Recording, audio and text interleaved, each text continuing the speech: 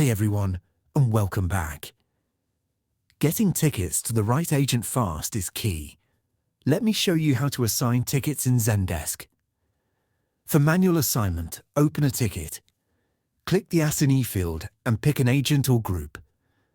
For automatic assignment, use triggers. Go to Admin Center Triggers. Set conditions like ticket form is billing. Add action assigned to group and pick your billing team. For round-robin distribution, edit a group and enable round-robin.